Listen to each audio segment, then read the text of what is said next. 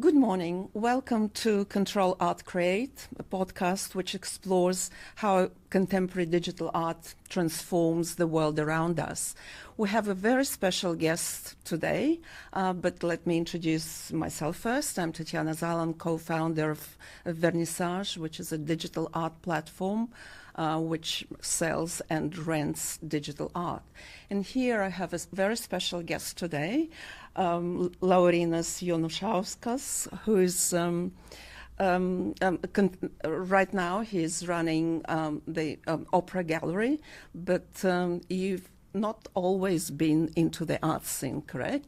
You started as a diplomat, Laurynas, and you had lots of interesting postings to overseas countries from Vilnius, Lithuania, and you even have a PhD in diplomacy, which is very interesting. How come that you switched from diplomacy to art? Good morning, Tatiana. Good morning, everybody. Who will listen us? Just thank you for this invitation.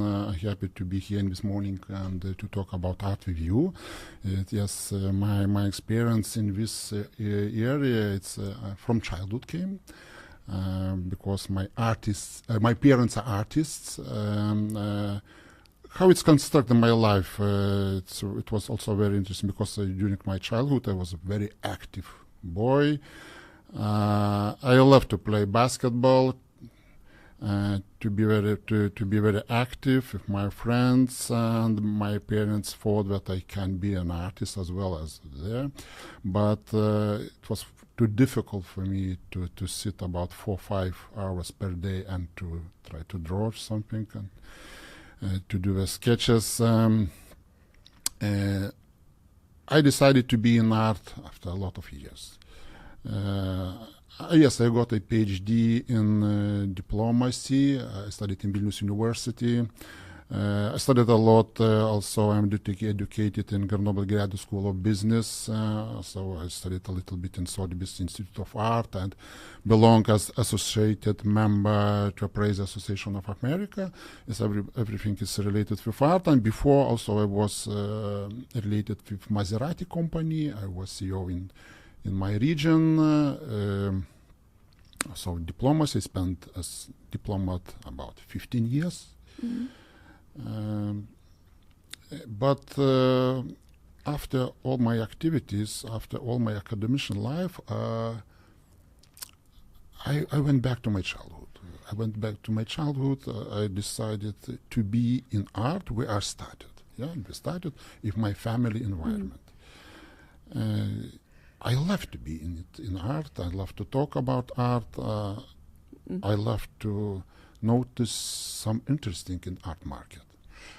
And yes, indeed, today we're talking about global trends for 2025 and beyond. So let's get started. Okay, so let's start with global trends for 2025 and beyond. So what kind of why would you say you need to invest in art in 2025?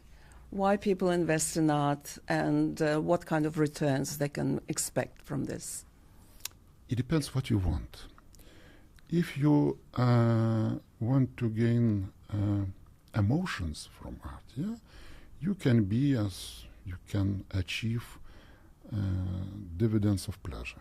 Yeah, but if you are thinking that art can be as an asset, also you can see how this market works with the figures, money I have in mind, expectations, some loss, by the way. Why some people invest in art? It's new. It's new, quite new. It's about 30-40 years. Just in the last 10-15 years, it's very actively going in art investment. And why some it is related with some things, because investment in art is because a little booming, I would say.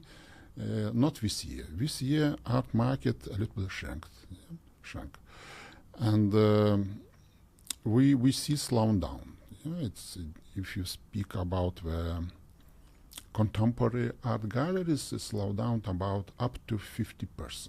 Yeah, it's first market. Second market, it's about 25-30%. But it's a good time to invest right now because the prices now are a little bit flexible. And why some who not connoisseur, but some not collectors, I would say, investors in art, think that it's very good, to invest in art. And first of all, it's related with some taxes to some countries in US, let's say in France. Another thing is they look like hedge against inflation.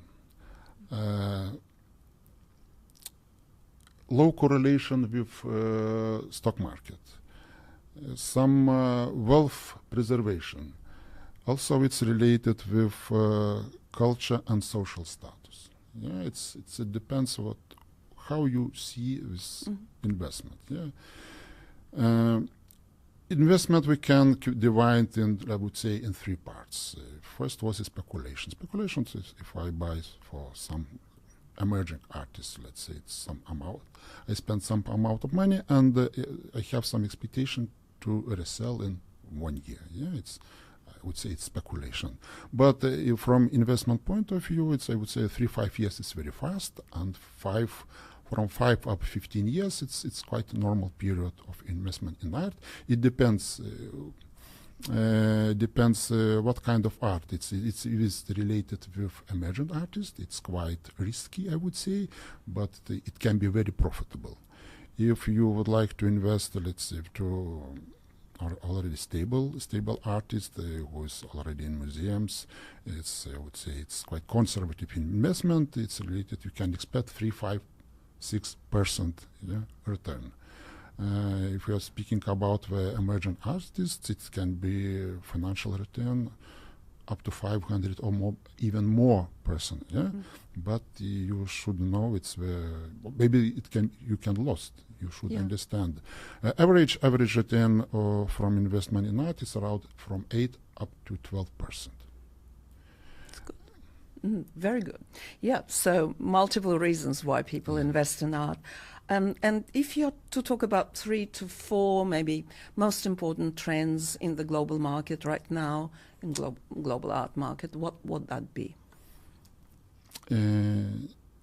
Now we are in, I would say, a postmodern period of art. It's a lot of trends. Everything. We are witnessed a lot of interesting things, a lot of movements. Let's start. I would say that now it's very strong positions have renaissance of figurative art and abstract art. And we will still be in that kind of positions very strongly for a long time. I don't see some changes. Also having in mind that conceptual art, also digital art. Let's say pop up different some shapes. Yes, it's a lot of, but most popular will be for a long time. It's I would say renaissance of contemporary of figurative art. It will be mixed with abstract art. Oh, I see. And if you to look at the art capital of the world, there used to be traditional ones are New York and London and Paris. Do we see an emergence of any other leaders, so to speak, as far as art capitals go?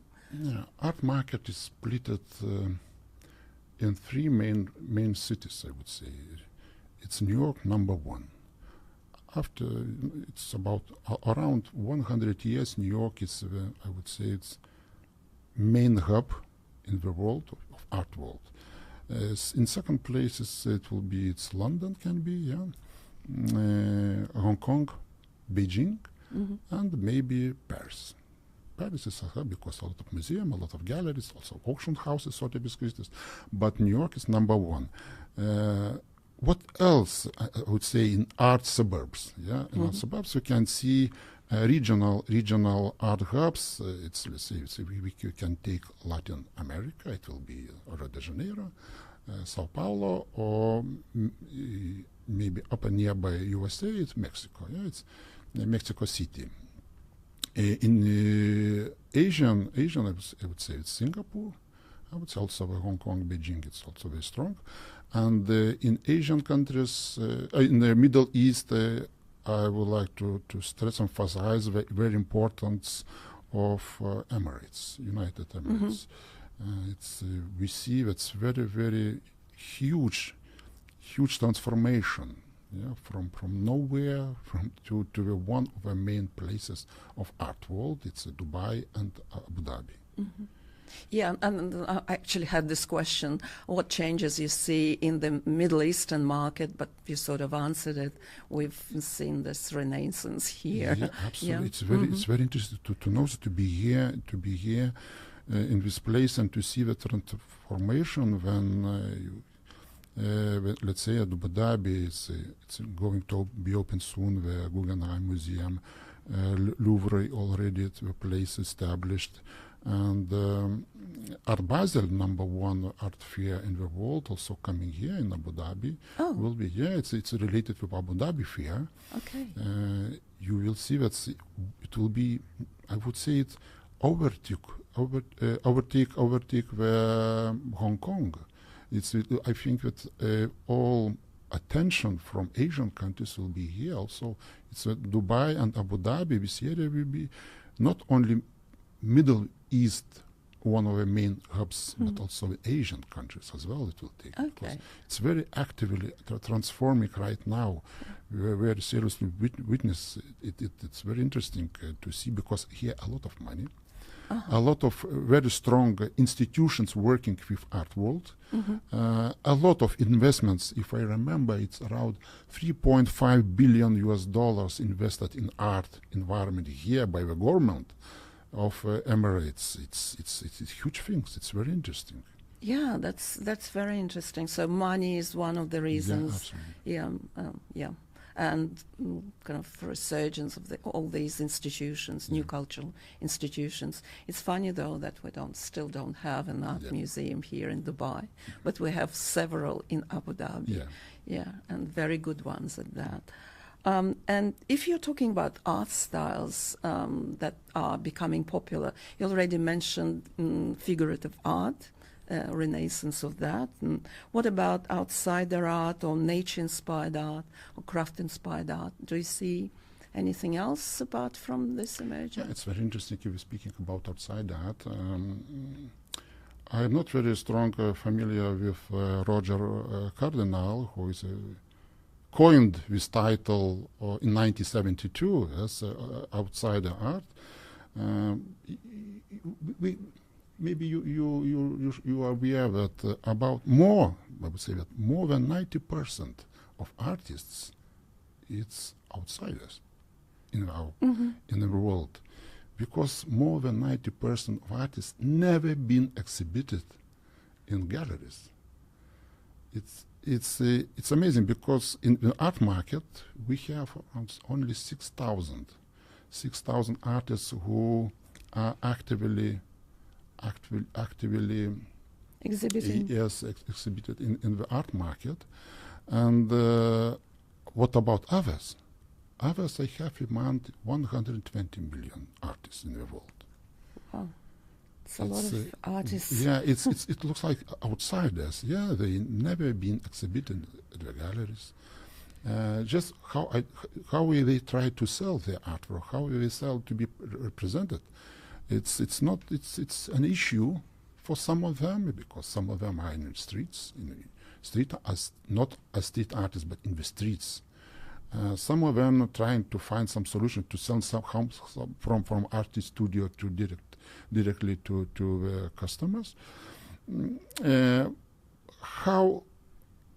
For me, it's most important. It doesn't matter what kind of artist I see, what kind of artwork I see. Is it outsider? Is it all represented by the gallery? For me, was the most important subject. Yeah?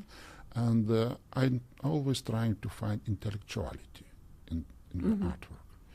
Some concept. Some concept, some ideas, some movement. Because if you want just how to understand which one which of artists is good, or for me, from my point of view, or not, it's three main points. One, it's the highest professional level.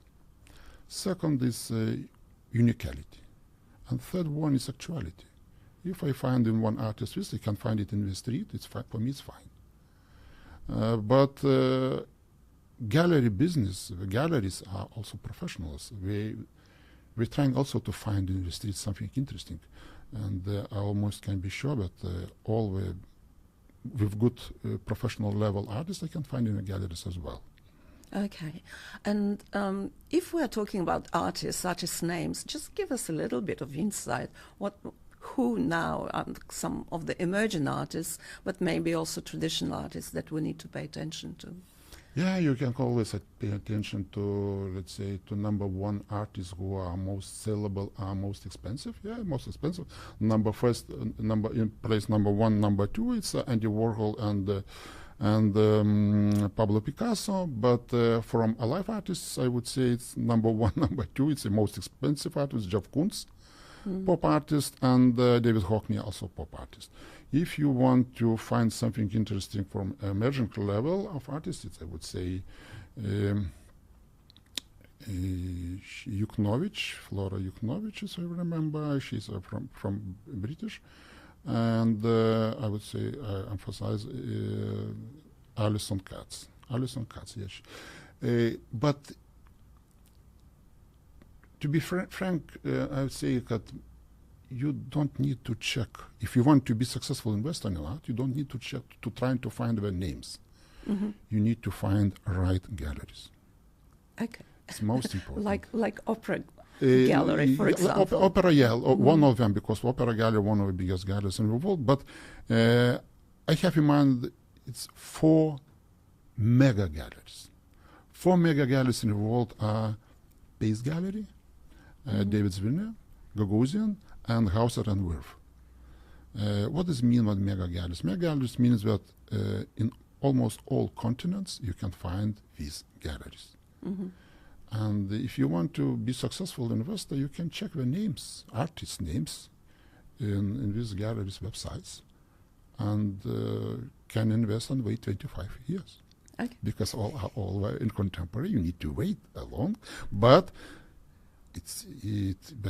you be like, I would say, passive investor. You can just need to see. But if you like, most important, you should like art. Yeah, you should like this artist creation, and after that you need to check. Okay, I want to invest. Okay, I see which one, let's say, management system working most properly. You can see it. You can take it from mega galleries. Okay, so go to the top ones. And if we're talking about investors in 2025 and beyond, who are these investors? Do we see any change in the demographics? For example, in the past, maybe it was boomers who would invest. Now it's Gen Z, Gen Y, or do you see any demographic trends there at all? I think that now it's the leaders. If we're speaking about the generations, the leaders as investors are Gen X. Gen Y? Millennials? Not millennials is in second place. Gen Z? Gen X? Okay. Gen X. Gen X. Yeah, Gen X. It's my generation. Because we already experienced it not only as investor, we experienced it as businessmen. Yeah, we know a little bit more, and they invest. What kind of artists belong to this generation? I would say it's my generation, and Banksy, Koffs, also modern art, Alberto Giacometti. It's also the same. It's like a good junction, I would say, between modern and contemporary art. Other generation, if you take millennium, or it's more or less, it's a little, with not big changes between this, because let's millennium or Z generation, we are a little step by step going to the digital art, discovering digital art. But the generation, alpha generation, it's my kids' generation, they are totally, will be technologically, will be involved in if you like art, involved technologically in art, it will be, I would say, technological art passion for them because they much more understand than me. Because I love, I would say, traditional art. Yeah, I'm passionate, and I have some relation with traditional art. But my kids, they are more passionate to see the art through their computers window. Yeah, to be technological. Yeah. And I think it will be totally involved in this area. But today, number one is Generation X, and in average we spend Generation X in art about $600,000. It's average as investors. Next millions is around $400,000. It's on the second place. They see as investors, we see as alternative asset, as alternative cash, because from alternative investments, art is, I would say, it's number one. It's more or less on the same place like gold, but art is has a strong position from point of investors. Yeah, wonderful. And do you see any changes in how corporates collect now? What about their funds, their collections? Any changes there, or they are continuing to do what they've always done? Yeah, there are a lot of movements who would like to invest as collective investment, as a lot of funds, a lot of brokerage companies trying to invest. But we are witness now, we are faced with some slowdown in the art market. We see some also slowdown the investments in art. But it's very interesting shapes or different shapes of some structures. Collective investment in art. I think it's very, very impressive project. It's very interesting because it's also opened the door for bigger range of investors who would like to buy Picasso artwork but have only $5,000 or $2,000. Yeah, it's collective investment. It's very interesting, but it's necessary to be more elaborated with project because I wouldn't say it's quite new, but it's not quite popular. It's not quite widely expanded yet. But yes, I see very positively if we want to collectively invest in art. It's a very good chance to do that through the collective investment. Collective. And is it a tokenized fund or just it can be also tokenized bonds. It's very, very nice, very attractive, but we need to be with the population of potential clients. We be more educated in that to be more expand information, and because education information level should be raised up and it should be more widely because it's very interesting and tokenized, let's say, investments through the blockchain technologies. I think it's I wouldn't say that it's a future because it's going right now. Yeah. We are here. Yeah, we're here. Yeah, we're in the future right now. Future. And perhaps one last question here for the section. Do you think that there are any interesting exhibitions or biennales that we need to be aware of in 2025? Absolutely. Number one art fair, I highly recommend to go to Art Basel. Who never been before here. Art Basel is it's a very interesting place to see. Yeah, of course. Number one is artist art, but also very important to see the collectors. It's very colorful place, and I never been in such like that such place, and Art Basel I really highly recommend to go and to see everything what you want to see from commercial art world. Yeah.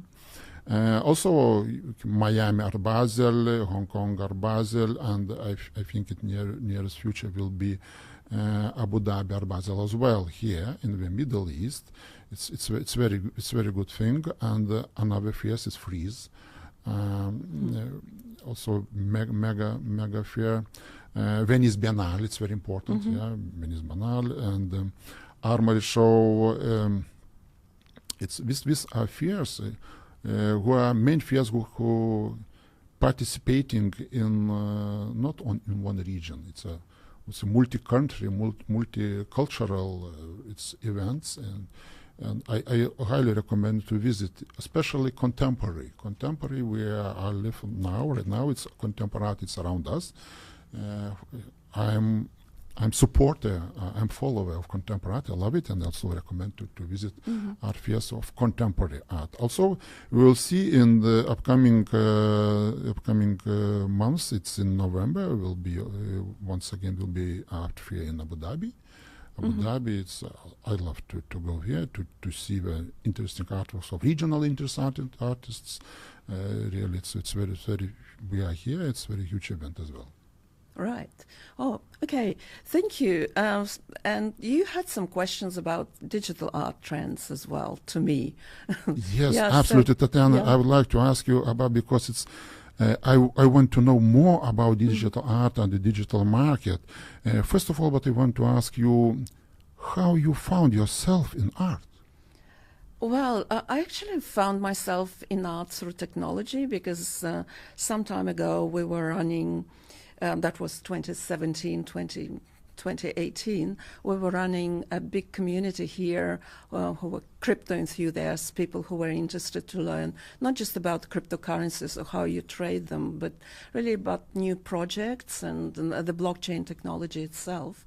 And then, of course, NFTs came about, and they probably entered the scene in 2014, I would say, with CryptoKitties on Ethereum, and that was a major innovation because a new standard emerged, technological standard, and the most obvious application for that was art or collectibles, so to speak, because CryptoKitties are not so much art, but they're definitely very collectible and very expensive at that time. So I came into art, although has always been interested in art, and I have a few pieces of art at home. Have been collecting some. I have some collectible pieces, not just pieces that I love. Because Are you an investor in digital? Investor? Are you investing in digital? Well, yes, I'm a little bit. Yes, Okay. I would like to invest more, and we'll see how it goes. So, yes, to answer your question, from the technical side, really, into the art market, and now we are, Vernissage is about selling digital art, but also renting digital art to corporates and other establishments. Okay, it's very interesting. Let's say, what's the difference between traditional art, as we understand, and the digital art? You can see, if you're speaking about art value, from art value point, it's a huge difference. From the art value and how people value art, actually it's probably just the same criteria as you would apply to traditional art. You would look at the quality, the concept behind. You will look at the artist. Who is the artist? Has the artist been exhibiting, and so on. So it's the traditional list of criteria, but I think probably one or two criteria which are not very common for traditional art is how novel it is, because it's what kind of technology underpins it and how technologically complex it is. So there are a couple of additional criteria in how you judge and value contemporary digital art. And as you probably know, a lot of contemporary digital art that hits the headlines, it attracts enormous amounts of money, exorbitant prices. And who is the client? Who is the customer of digital art? Well, it can be individuals, of course. There are a lot of wealthy individuals, crypto people in particular, that they're also very much into crypto art, which is one segment of digital art. It's a very important segment, but it's not the only one. And then corporates, they started to collect digital art as well. And museums, of course, yes. Big pieces by Refik Anadol, for example, are owned by museums like Museum of Modern Art and so on. So do you have some plans to expand your activity, not only here in Dubai, but maybe in some other places? Yes, of course. We will be looking at the Middle East in the first instance, because there is a lot of activity here, construction activities, so retail, shops and hospitals, they can all use digital art, and then we'll go globally. But our artists are global anyway, so it's just the clients for now are here. If I'll decide to invest in digital art, about what money we're talking? It's from which amount I can start successfully? Successfully. Well, I think that at this point in time, because it's not very well, the market is still not very well developed. It's relatively young compared to traditional art, although digital art has been around since probably 60s or 70s, but it was not that popular at that time. But now with increasing consumer awareness, you will see that there's a lot of interest. Well, maybe you can start with $1,000, but of course the good pieces will attract a lot more money, sometimes in the millions. Well, Rafika Nadal sells for millions of dollars, and so does Beeple. I'm sure you've heard. Everybody's heard about Beeple and his work. Park Beeple, yes. Yes, Park and Beeple, yes. It's interesting that the digital art is your project as here in let's say in Dubai, in Middle East. What do you think? It's as we understand that digital art, it's in US, in Europe, in some Asian art hubs, but in Middle East, let's say that art market just recently started from blank sheet of papers, but in digital.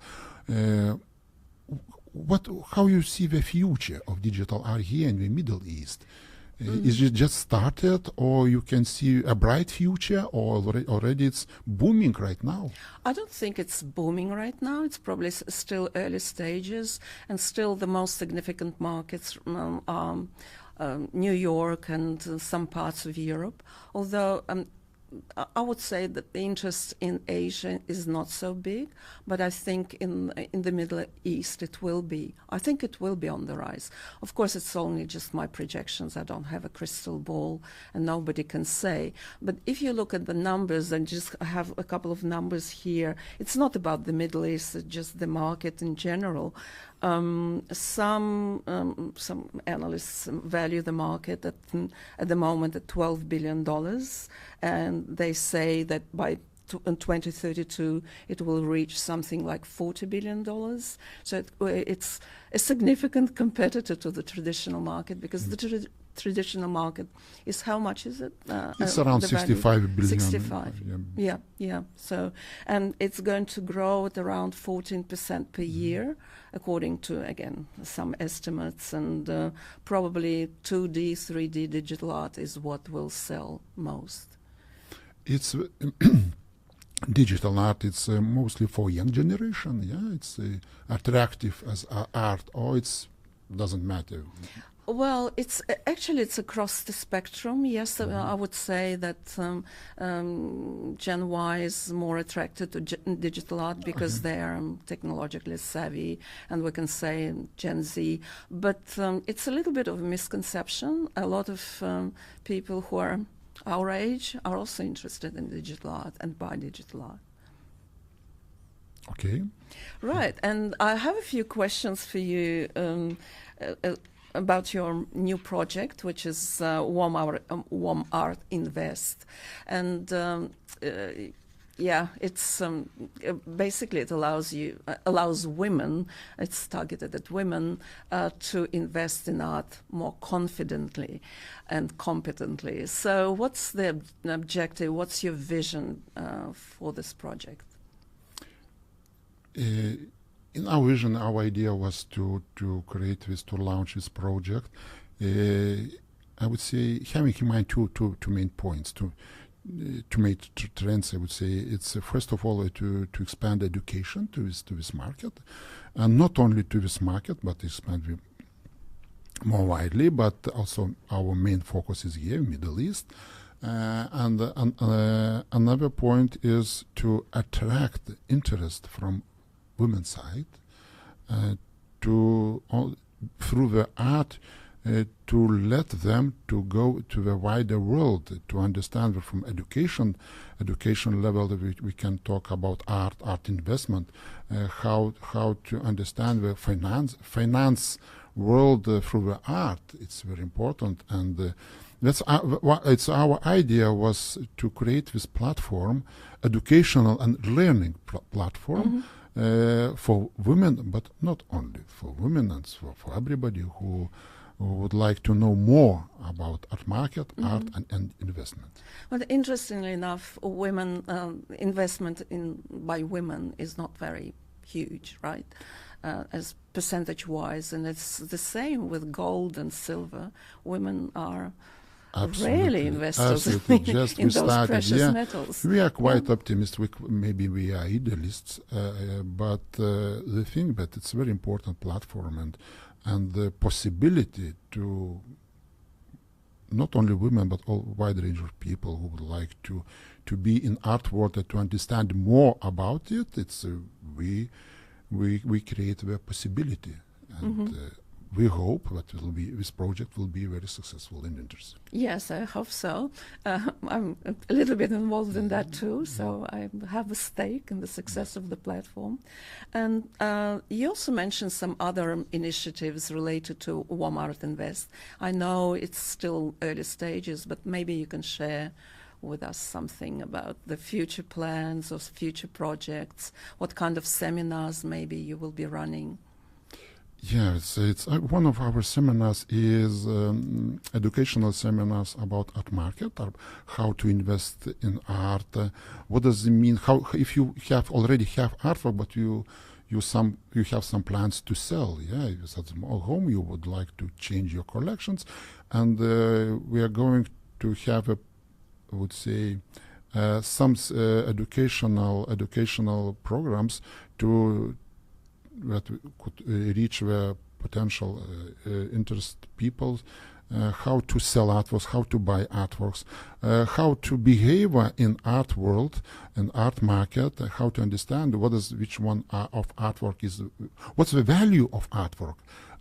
I'm not talking about that emotional artwork, but it's very simple to understand the price, let's say market price, for what price I can sell, to whom I should sell artwork. It's galleries, auction houses, your neighbor, maybe, yeah.